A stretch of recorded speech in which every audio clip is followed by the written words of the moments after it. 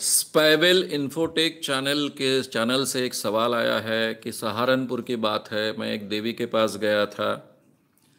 उसने अपने शक्ति के आधार पर 3 माह पहले घटी वो घटना मुझे बताई और बाद में देवी आपकी दिवाली ऐसी कटेगी ऐसा कहा, वो भी सच निकला। ज्योतिष इस विषय पर, भविष्य कथन कैसे किया जाता है इस विषय पर 3 प्रोग्राम की सीरीज मैंने यूट्यूब पर की है, अपलोडेड है। उसको विस्तार से आप सुनिए, आपके ध्यान में आएगा कि आपने कहां गच्चा खाया है। सबसे पहली बात, ये जो भविष्य बताते हैं 3 महीने पहले आपके जीवन में जो घटना घटी है ऐसा बताते हैं, वो स्पेसिफिक नहीं बताते हैं। जो कुछ बताते हैं उसके आधार पर हम अर्थ निकालते हैं। मैंने बहुत विस्तार से किस्सा नहीं बताया कि मैं खुद भविष्य बताता था मेरे कॉलेज के दिनों में, और मेरा भविष्य बहुत सही निकलता है ऐसे आसपास बहुत ख्याति फैल चुकी थी। इसलिए मैं टेक्निक्स को बहुत अच्छे ढंग से जानता हूं। लेकिन मैं अंदर बाहर से एक प्रामाणिक व्यक्ति होने के कारण जब मुझे पता चला इसमें कोई तथ्य नहीं, तो मैंने इसको छोड़ दिया। और आगे चलकर जब मुझे पता चला कि यह साइंस ही नहीं है, ये गलत बात है, ऐसा कोई भविष्य पहले से तय नहीं हो सकता है, तो फिर उसके खिलाफ बात करना और लोगों को समझाना मैंने शुरू किया। अब मैं आपसे रिक्वेस्ट करूंगा कि जो व्यक्ति ने यह भविष्य बताया है वो तो जिंदा है, तो आपको अवसर है। तो सबसे पहले आप 2-3 मित्रों से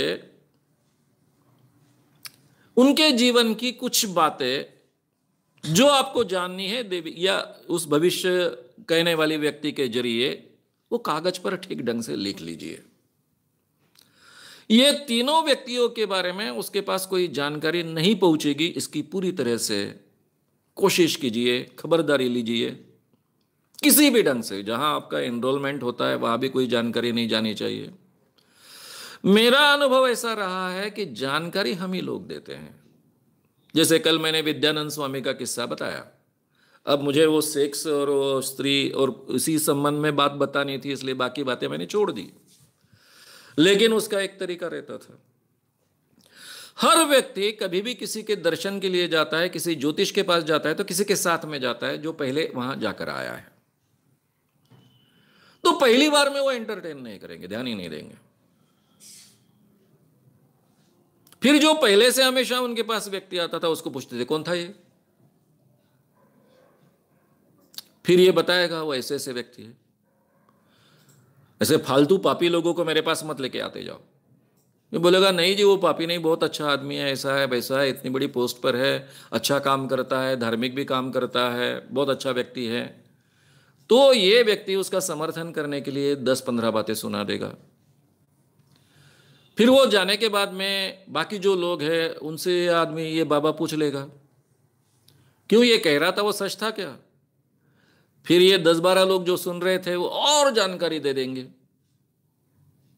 फिर दूसरे टाइम वो व्यक्ति आएगा तो इसी जानकारी का ठीक ढंग से उपयोग कर कर उसको बातें बताएगा और वो व्यक्ति एकदम से इंप्रेस हो जाएगा। ये टेक्निक मैंने देखा था।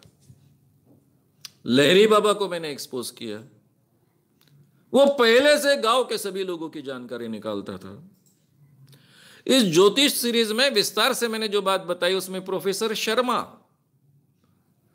यवतमाल में मेरे ही मित्र ने उसके बारे में तरुण भारत में एक बहुत बड़ी न्यूज छापी थी कि वो कितनी सच्चाई से सबका भविष्य बताता है। तो उसको उसी मेरे पत्रकार मित्र के साथ में कैसे एक्सपोज किया वो किस्सा भी मैंने आपको बताया है। तो इन सभी चीजों की बहुत बारीकी से आप ध्यान रखिए कि किसी ढंग से उस तक बात यानी जानकारी नहीं जाएगी। और जो भी भविष्य बताएंगे वो आप रिकॉर्ड कीजिए। आजकल तो रिकॉर्ड करना बहुत आसान है, वीडियो रिकॉर्ड करने की जरूरत नहीं है क्योंकि यहां चमत्कार का कोई संबंध नहीं है। इसलिए कम से कम ऑडियो तो रिकॉर्ड कीजिए ताकि वो क्या भविष्य बताता है, अगर आप वीडियो रिकॉर्ड कर पाए तो बहुत ही अच्छी बात है।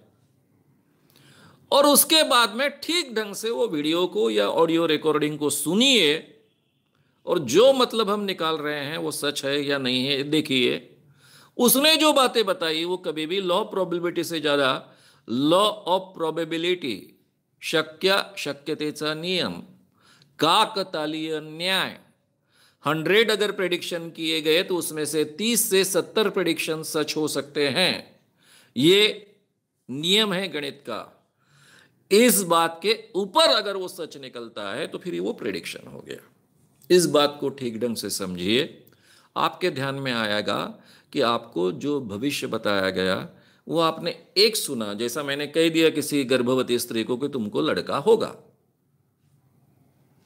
तब उसके लिए तो मैंने एक ही स्त्री को कहा है लड़का होगा, लेकिन यही बात मैं 100 गर्भवती स्त्रियों को कहता हूं कि तुमको लड़का होगा। 50 स्त्रियों के बारे में यह बात सच निकल सकती है और वो स्त्रियां कह सकती है कि श्याम मानव जी ने जो भविष्य कहा था वो 100% सही निकला। इसको ही कहते हैं लॉ ऑफ प्रोबेबिलिटी।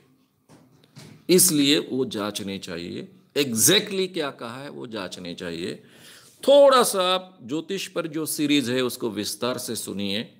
मुझे लगता है आप खुद उस बाबा को या फिर जो भी व्यक्ति है सहारनपुर वाली जिसका आपने नाम लिया है या फिर उसका रेफरेंस दिया है, वो कुछ भी सच नहीं बता सकती है, ये आपके ध्यान में आएगा। अगर आपको ये वीडियो पसंद आया हो तो उसे ज़रूर लाइक करें, लोगों में ये अवेयरनेस फैलाने में हमारी मदद करें। वीडियो को ज़रूर शेयर भी करें। तो हमारे YouTube चैनल श्याम मानव को विज़िट करें। ऐसे सारे वीडियोस का आनंद लेने के लिए हमारे चैनल को सब्सक्राइब करें। उसके लिए सब्सक्राइब बटन दबाएं। नए वीडियोस का नोटिफिकेशन पाने के लिए बेल आइकन दबाएं।